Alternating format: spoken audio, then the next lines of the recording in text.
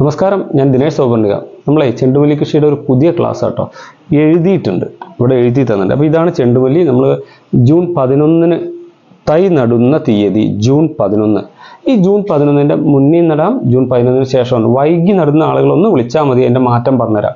June 20 വരെ നമുക്ക് സേഫായിട്ട് നടാട്ടോ. പക്ഷേ കുറച്ച് മാറ്റങ്ങൾ വരുത്തണം. ജൂൺ 20 നട്ടിട്ട് പിന്നെ ഓണത്തിന് പൂ കിട്ടിയില്ല എന്ന് പറയരുത്. നടുന്ന ആളുകൾ ഈ കൃഷി രീതിയിൽ മാറ്റം വരുത്തണം എന്നുള്ളൂ. അപ്പോൾ ജൂൺ 11 നമ്മൾ തൈ നട്ടുക. ഇത്ര വലിപ്പമുള്ള 3 സ്റ്റെപ്പുള്ള തൈയാണ് നട്ടത് വെച്ചാൽ അങ്ങനെ ഒരു തട്ടു. ഈ ബീജപത്രി ഒരു സ്റ്റെപ്പ് 2 സ്റ്റെപ്പ്, ഇത് മൂന്നാമത്തെ മുകളോ നുള്ളി പിന്നെ കളയാനുള്ള. ഇങ്ങനെ തലപ്പ് നുള്ളുന്ന ഡേറ്റ് പറയുന്നത് ജൂൺ 22. ഞാൻ പറഞ്ഞു എൻ്റെ കണക്കാണ് കേട്ടോ, ഞാൻ മറ്റുള്ളവരുടെ കാര്യമൊന്നും പറയുന്നില്ല. ഞാൻ ചെയ്ത് എനിക്ക് വിജയിച്ച രീതി എന്നുള്ളതുകൊണ്ടാണ് ജൂൺ 22, 10 ദിവസം. അതായത് ഇവിടുന്ന് ഇങ്ങോട്ട് 10 ദിവസം കഴിഞ്ഞപ്പോൾ തലപ്പ് നുള്ളാനെന്ന് പറഞ്ഞു.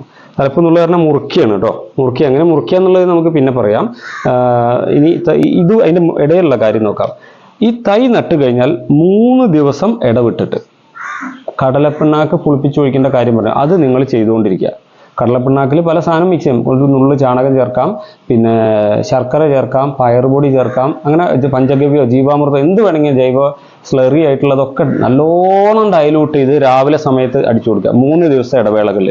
പിന്നെ ആൾട്ടർനേറ്റീവ് ഡേയ്സിൽ ഈ അടിക്കാത്ത ദിവസങ്ങൾ ഉണ്ടാവുമല്ലോ, ആ ദിവസങ്ങളിൽ 3 ദിവസത്തെ ഇടവേളകളിൽ 30-10-10 സ്പ്രേ ചെയ്ത് കൊടുക്കുക. പിന്നെ ഒരു തവണ കടക്കിൽ DAP ഇടുക. അപ്പോൾ ഇത് രണ്ടും സ്പ്രേയാ. കടലപ്പിണ്ണാക്ക് അടിച്ച ദിവസം 30-10-10 അടിക്കരുത്. ഇതിങ്ങനെ അടുപ്പിച്ച് അടിക്കാൻ പറഞ്ഞത് മഴ പെയ്യുന്നുണ്ട്, നമ്മൾ അടിച്ചതൊക്കെ നഷ്ടം വരും. അപ്പോൾ കുറച്ച് ഒരു ദിവസം ഒന്ന് അടിച്ചു, അത് കിട്ടിയില്ല വെച്ചാൽ അടുത്ത ദിവസത്തെ 30-10-10 എങ്കിലും കിട്ടും. ഇത് ചെടി വളർച്ചയ്ക്കുള്ള. പിന്നെ ഡൈ അമോണിയം ഫോസ്ഫേറ്റ്, ഇത് ഒരു അര സ്പൂൺ അല്ലെങ്കിൽ 1 സ്പൂൺ ചെടിയുടെ ചോട്ടിൽ 15 സെന്റിമീറ്റർ ചുറ്റിലും ഇങ്ങനെ ഒരു വട്ടം വരയ്ക്കുക. ചെടി കുഴിച്ചിട്ട് അതിന് ചുറ്റും ഒരു വട്ടം വരച്ചിട്ട് നനവുള്ള സമയത്ത് ഇങ്ങനെ ഇട്ട് കൊടുക്കുക. മണികളാണ്, അതാണ് ചെയ്യേണ്ടത് കേട്ടോ. അപ്പോൾ ഇത്രയും ദിവസം ആയിക്കഴിഞ്ഞാൽ ചെടി ഇതിനേക്കാൾ കുറച്ചുകൂടി വളരും, നല്ല വളർച്ച വരും. ഈ വളർച്ച വരുമ്പോൾ തല മുറിക്കേണ്ടത് ഒന്ന് നമ്മൾ കാണിച്ചു തരാം. അപ്പോൾ ഇത് നിലത്ത് കുഴിച്ചിട്ടാണെന്ന് നിങ്ങൾ വിചാരിക്കുക.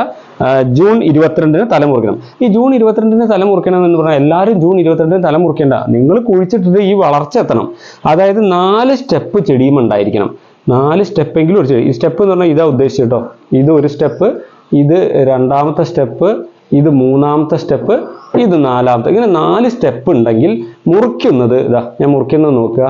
ഈ ഒരു സ്റ്റെപ്പ് ഇവിടെ നിർത്തി, 2ാമത്തെ സ്റ്റെപ്പ് നിർത്തി, 3ാമത്തെ സ്റ്റെപ്പിന്റെ ആ ഏലഞ്ഞെട്ടി സ്റ്റെപ്പിന്റെ തുടങ്ങുന്നതിന് തൊട്ട് താഴെ വെച്ചിട്ടുള്ള സ്ഥലമാണ് ഞാൻ മുറിച്ചത്.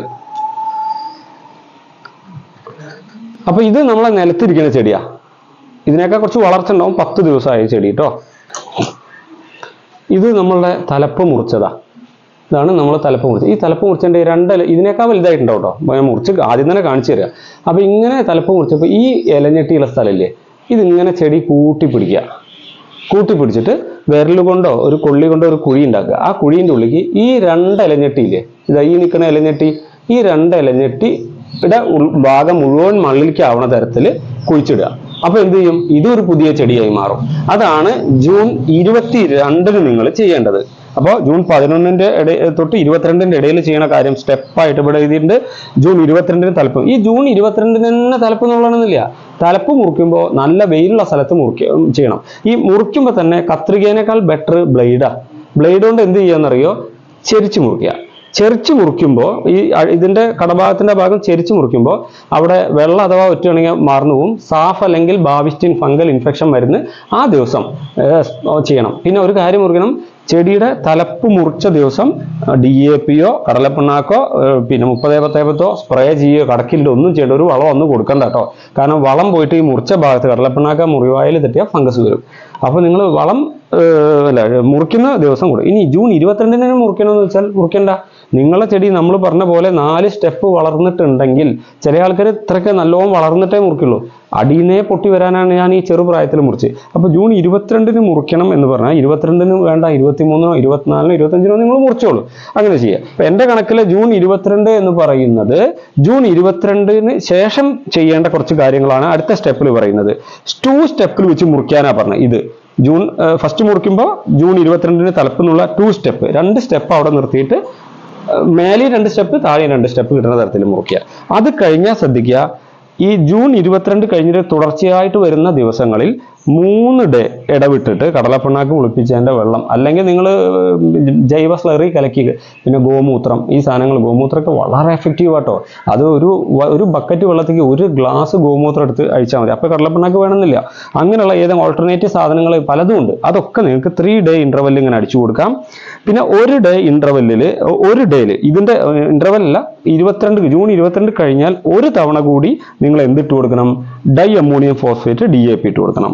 പിന്നെ 1 ഡേ സീവീഡ് എക്സ്ട്രാക്ട് ജെൽ വാങ്ങിയിട്ട് നന്നായി ഡയലൂട്ട് ചെയ്ത് ചെടിയുടെ മേലും തളിച്ചു കൊടുക്കണം. ഒരു ഗ്രോത്ത് നല്ല റിച്ച് ആയി മാറാൻ, ചെടി നല്ല ഗ്രോത്ത് കിട്ടാനും പവർഫുൾ ആവാനും കൊടുക്കുന്ന ഒരു സാധനമാണ് സീവീഡ് എക്സ്ട്രാക്ട് ജെല്ല് സ്പ്രേ കൊടുക്കുക.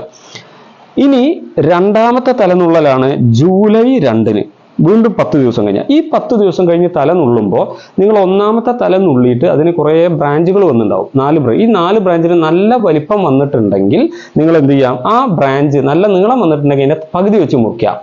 ഇനി നിങ്ങൾ ഒന്നാമത്തെ തലപ്പിനുള്ളിൽ കഴിഞ്ഞിട്ട് രണ്ടാമത്തെ തലപ്പിനുള്ളിൽ എത്തുമ്പോഴേക്കും കുറച്ച് ഗ്രോത്തേ വന്നിട്ടുള്ളൂ എങ്കിൽ, അതപ്പോൾ ഇത്രയ്ക്ക് ഗ്രോത്തേ ആകെ തലപ്പ് നുള്ളിയിട്ടും വന്നിട്ടുള്ളെങ്കിൽ ഈ ടോപ്പിൽ ഇതിൻ്റെ നടുവിലൊരു മുകുളം വരാൻ തുടങ്ങി, അത് മാത്രം ഇങ്ങനെ നഖം കൊണ്ട് നുള്ളിക്കളയുക.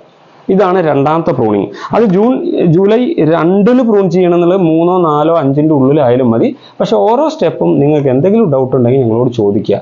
നിങ്ങളെ ഇഷ്ടത്തിന് ചെയ്തിട്ട് പിന്നെ ഒരു സമയത്ത് പൂ ഉണ്ടാവണില്ല എന്ന് പറയുമ്പോൾ നമുക്കത് ബുദ്ധിമുട്ടല്ലേ. അപ്പം അതുകൊണ്ട് പൂ ഉണ്ടാവാനുള്ള ഒരു സ്റ്റെപ്പ് പറയുന്നു. ഇത് വീണ്ടും പറയുന്നു, കാലാവസ്ഥ, വെയിൽ, മഴ, നമ്മൾ കൊടുക്കുന്ന പരിചരണം അതൊക്കെ അനുസരിച്ചിരിക്കും. ഇതേ ഡേറ്റ് മുറിക്കണമെന്ന് ഒരു വാശിയും പിടിക്കരുത്. അങ്ങോട്ടും ഇങ്ങോട്ടൊക്കെ ചേഞ്ച് ചെയ്യാം. പക്ഷേ ഓരോ തവണ ചെയ്യുമ്പോഴും അതിൻ്റെ ഗ്രോത്ത് എന്താണെന്ന് നമുക്ക് വീഡിയോയിലോ ഫോട്ടോ ആയിട്ടോ അയച്ചു തരണം. പിന്നെ ഈ കൃത്യം പറയുന്നതിന് പകരം ഇതിന് പകരം ധാരാളം വളങ്ങളുണ്ട്. ഇപ്പോൾ 30-10 സ്പ്രേ ചെയ്യുന്നതിന് പകരം കോമൺ ആയിട്ട് ചെയ്യാൻ പറ്റിയാണ് 19-19.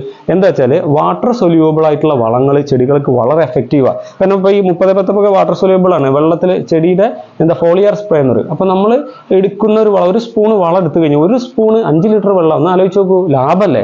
1 സ്പൂൺ 5 ലിറ്റർ വെള്ളത്തിൽ കളിക്കരുത്. നിങ്ങൾക്ക് ഏകദേശം 10-200 ചെടികൾക്കൊക്കെ അത് സ്പ്രേ ചെയ്ത് കൊടുക്കാം, ഒരു നഷ്ടമില്ല. എന്നാൽ അതിന് പകരം നിങ്ങൾ ഫാക്ടംബോസോ, യൂറിയോ, DAPയോ പിന്നെ വളങ്ങളായിട്ട് തരികളായിട്ട് കിട്ടുന്ന ഇടുകയാണെങ്കിൽ ഓരോ ചെടിക്കും ഓരോ പിടിയിടണ്ടേ? ഒരു 50 ഗ്രാമെങ്കിലും ഒരു ചെടിക്കുണ്ട്. എത്ര കാശ് ചിലവും. അതുകൊണ്ടാണ് നമ്മൾ ഈ ഫോളിയർ സ്പ്രേ ഉപയോഗിക്കുന്നത്. കാരണം 150 രൂപ കൊടുത്തിട്ട്, ഇപ്പോൾ ഇതാണ് നമ്മളുടെ ഗ്രീൻ കെയർ, ഇത് 13-27 എടുത്താണ്. ഇതിൻ്റെ 30-10 എടുത്തിട്ട് അടിച്ചു കൊടുക്കാനാണ് പറഞ്ഞത്. ഇതിപ്പോൾ 150 രൂപയ്ക്കുള്ളൊരു വളം മേടിച്ചാലേ നമുക്ക് ഈ കൃഷിക്ക് മുഴുവൻ ഇത് മതി.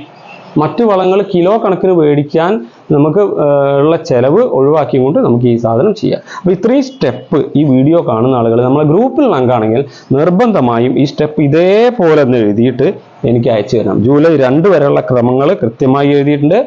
ഏത് വളം, ജൈവ രീതിയും പറയുന്നുണ്ട്, രാസരീതിയിൽ ഇതേ കൊടുക്കുമ്പോൾ പോലെ തന്നെ ജൈവ രീതിയിലേക്ക് മാറുകയാണെങ്കിൽ ഈ 30-10-10 പകരം നിങ്ങൾക്ക് ഗോമൂത്രം ഉപയോഗിച്ചിട്ട് ലൈറ്റായിട്ട് സ്പ്രേ ചെയ്യാം. DAP എന്നുള്ളതിനൊക്കെ പകരം പറയിട്ട് എല്ലുപൊടിയോ വേപ്പ് മണ്ണാക്കോ മണ്ണിര കമ്പോസ്റ്റോ ചാണക കമ്പോസ്റ്റോ ചകിരി കമ്പോസ്റ്റോ എന്ത് വേണമെങ്കിൽ ഇട്ട് കൊടുക്കാം കേട്ടോ.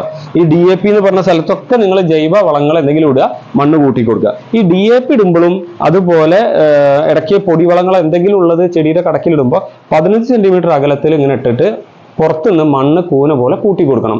ചെടിയുടെ തണ്ടിനോട് അറ്റാച്ചായി വരുന്ന തരത്തിൽ മണ്ണ് കൂട്ടി കൊടുത്ത് അവിടുന്ന് വേര് പടലങ്ങൾ വേഗം മണ്ണിലേക്ക് ഇറങ്ങി ധാരാളം ചെടിക്ക് വണ്ണം കൂടുതലാവുകയും ധാരാളം കൊമ്പ് ജില്ലകൾ ഉണ്ടാവാൻ സാധിക്കും. അല്ലാതെ മണ്ണ് കൂട്ടി കൊടുക്കുന്ന പരിപാടി ഒഴിവാക്കരുത്. പിന്നെ വെള്ളം കെട്ടി നിൽക്കുന്ന ഒരു സ്ഥലത്തിൻ്റെ പ്രശ്നമാണ്. വെള്ളം കെട്ടി നിൽക്കുന്ന സ്ഥലമാണെങ്കിൽ അഴുകൽ വരാൻ സാധ്യത കൂടുതലാണ്. അതുകൊണ്ട് വെള്ളം ഒഴുകിപ്പോവാനുള്ള കാര്യം ചെയ്യുക. പിന്നെ ഇത്രയും ദിവസത്തിൻ്റെ ഇടയിൽ 2 തവണ ജൈവ രീതിയിൽ കൊള്ളുകയാണെങ്കിൽ സുഡോമോണസ് ഒരു 3-4 തവണ ചെടികളുടെ മുകളിൽ വൈകുന്നേരം രാവിലെയോ നന്നായി സ്പ്രേ ചെയ്ത് കൊടുക്കുക. ചെടിയുടെ കടക്കിലും തണ്ടും നിലത്തും ആവണ തരം സുഡോമോണസ് കൊടുക്കുക. രാസരീതിയിൽ ചെയ്യുന്ന ആളുകളാണ് വെച്ചാൽ നമ്മളുടെ ബാവിസ്റ്റിൻ എന്ന് പറയുന്ന മരുന്നുണ്ട്, മാംഗോസെബ് M45 ഉണ്ട്, അതുപോലെ സാഫ് ഉണ്ട്. ഇതെടുത്തിട്ട് ആവശ്യമായ തോതിൽ കലക്കിയിട്ട് ചെടികളുടെ മുകളിലും തണ്ടിലും താഴെയായിട്ട് കിടക്കുക. ഇത് ഒരുവിധം പ്രശ്നങ്ങൾക്കൊക്കെ നമുക്ക് അഡ്ജസ്റ്റ് ചെയ്ത് പോകാൻ പറ്റും. ഇനി ഇതിനെ എഫക്റ്റ് ചെയ്യുന്നത് വാട്ടരോഗമാണ് കൂടുതലായിട്ട് വരുന്നത്. വാട്ടരോഗം പുഴുക്കേടുമാണ്. അതുമായി ബന്ധപ്പെട്ടുള്ള വീഡിയോ അടുത്ത് തന്നെ വരും. അപ്പോൾ ഇത് കൃത്യമായി മനസ്സിലാക്കുക, ഒരു പേപ്പറിൽ നോട്ട് ചെയ്ത് വെക്കുക. ഈ ചാനലിൻ്റെ ഡീറ്റെയിൽ നിങ്ങളുടെ സുഹൃത്തുക്കളുടെ അടുത്തേക്ക് ഷെയർ ചെയ്ത് കൊടുക്കുന്ന പ്രതീക്ഷയോടെ നിർത്തുന്നു. താങ്ക്